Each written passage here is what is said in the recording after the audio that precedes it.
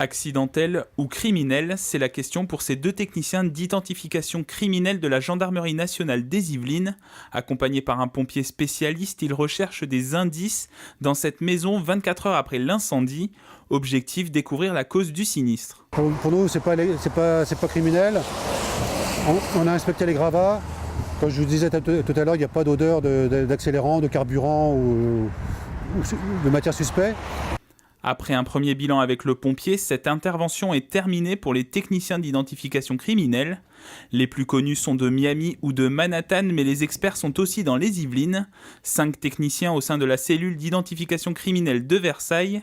La majorité de leur activité, trouver des indices à travers des méthodes scientifiques pour aider les enquêteurs, notamment sur des homicides. Donc là, on a fait une représentation d'une scène, d'une découverte de cadavres. Donc les premiers arrivés, souvent, sont les voisins qui alertent les services de gendarmerie ou les services de secours. Une fois que l'on intervient, la première chose que l'on va faire, c'est figer la scène. À l'aide d'un appareil photo numérique, on va faire ce qu'on appelle une triangulation, prendre sous les différents angles la pièce et ce qui s'y passe, histoire de la figer. Dans un deuxième temps, on va faire un ratissage de cette zone, de la pièce entre autres, pour pouvoir marquer à l'aide de numérotation les traces et indices qui nous paraissent pertinentes et qui nous pourront permettre de résoudre éventuellement l'enquête ou en tout cas nous permettre de faire parler les indices. Des indices sur des objets à travers des empreintes digitales retrouvées grâce à des poudres ou des pinceaux, mais aussi des prélèvements biologiques pour retrouver de l'ADN. Je vais donc imbiber les couvillons à l'aide d'une petite goutte d'eau stérile. Donc là, je passe sur toute la zone où potentiellement la personne a posé ses lèvres. Qui dit lèvres dit salive, qui dit salive dit ADN. Autre type d'intervention, les cambriolages ou les vols. Ici, une plaque d'immatriculation d'un véhicule dérobé vient d'arriver au laboratoire.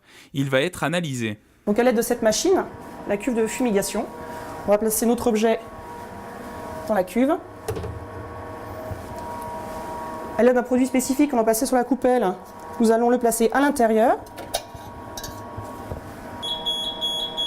et lancer son cycle. Un cycle qui dure à peu près une quarantaine de minutes et qui va nous permettre de révéler ou non s'il y a des empreintes digitales sur le support. Une fois la réaction chimique effectuée, l'objet est amené en salle d'optique. Une fois qu'on a appliqué notre colorant, on passe notre objet sous banc photo à l'aide de l'appareil que vous voyez ici qui va donner une intensité lumineuse et pareil, on a un filtre sur l'appareil photo. Ça va permettre d'exciter le support et donner une luminescence de l'empreinte digitale. Quand on éteint la lumière de la pièce, on voit apparaître clairement la révélation d'empreintes digitales. En 2017, 56 dossiers ont été traités dans le laboratoire de la cellule d'identification criminelle.